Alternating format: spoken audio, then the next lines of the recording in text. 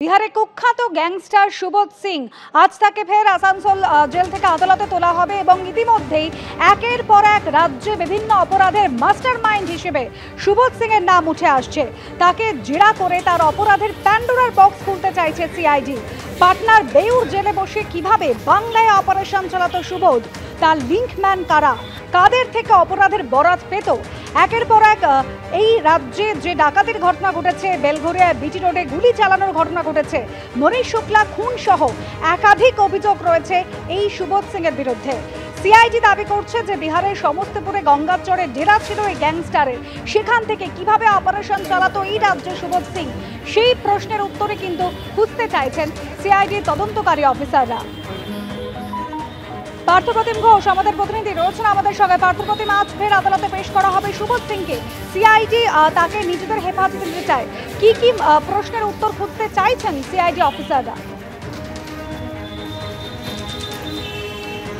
দেখো, বারবার চেষ্টা করেও কিন্তু এ রাজ্যে আনা গেলেও অবশেষে কিন্তু সিআইডির যারা তদন্তকারী আধিকারিক তারা কিন্তু সুবোধ সিংকে নিজেদের হেফাজতে সেটা কিন্তু পাচ্ছিলই না এবং এখনো পর্যন্ত পায়নি। আজকে সুবোধ সিংকে তারা হেফাজতে পেতে একেবারে মরিয়া। আমরা দাঁড়িয়ে যে জায়গায় সেটা হচ্ছে এটা হচ্ছে আসানসোলের জেলা ও দায়রা আদালত এবং সেই জেলা ও দায়রা আদালতে সুবোধ সিংকে কিছুক্ষণ পরে নিয়ে আসা হবে এবং আজকে সুবোধ সিংকে নিজেদের হেফাজতে পেতে সিআইডির তরফ থেকে কিন্তু একেবারে জোরালো সওয়াল করা হবে।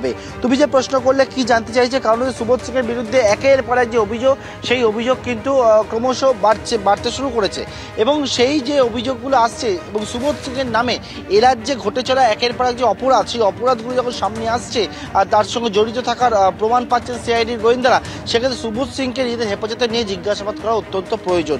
মূলত জানতে চাইছেন যে এর পিছনে, সুবোধের পিছনে মাথাটা কে রয়েছে, মূলত জানতে চাইছেন যে বিষয়ে যে তাকে বরাত কে দিত, এছাড়া কেন এই রাজ্যে যে ক্রাইমগুলো হতো তার লিঙ্ক ম্যানরাই বা কে কে রয়েছে, সেই সমস্ত বিষয় কিন্তু জানাটা অত্যন্ত প্রয়োজন। সুবোধের বিরুদ্ধে একাধিক ডাকাতি থেকে শুরু করে রাহাজানি, তোলাবাজি, একের পর এক অভিযোগ রয়েছে এবং তুমি দেখেছো গত সোমবার দিন যখন সুবোধ সিংকে নিয়ে আসা হয় এই আসানসোল আদালতে, সেখান থেকে দুদিনের জন্য জেল হেফাজত হয় সুবোধ সিংয়ের এবং সেই জেল হেফাজত হওয়ার পরে যখন এই যে আদালত রয়েছে, আদালত থেকে তাকে জেলে নিয়ে যাওয়া হয়, সেখানে সুবোধের বিরুদ্ধে যেটা অভিযোগ যে সিআইডির যারা গোয়েন্দারা রয়েছেন, সিআইডির যারা আধিকারিক রয়েছেন, তাদেরকে একেবারে হুমকি দেয়, প্রাণে মেরে ফেলা, তাদের পরিবারের সদস্যদেরকে খুন করা হুমকি পর্যন্ত সুবোধ সিং দেন। তার জন্য আমরা যেটা জানতে পারছি যে সুবোধ সিংকে আজকে যখন নিয়ে আসা হবে, কড়া নিরাপত্তা বেষ্টনীর ব্যবস্থা সেটা করা হয়েছে। আজকে সুবোধকে নিজেদের হেফাজতে পেলে ভবানী ভবনের উদ্দেশ্যে নিয়ে যাওয়া হবে সিআইডির তরফ থেকে এবং সেক্ষেত্রেও কিন্তু নিরাপত্তা ব্যবস্থায় জোরদার আঁটোসাঁটো করা হচ্ছে,